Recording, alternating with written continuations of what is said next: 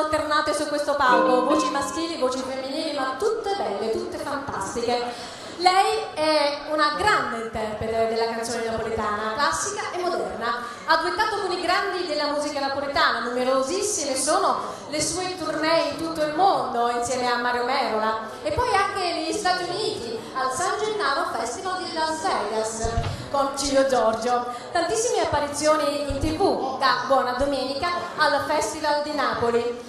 E adesso ve la devo proprio presentare così, con la canzone Chitarra Rossa di Russo Mazzocco, signori e signori, Rita Siani!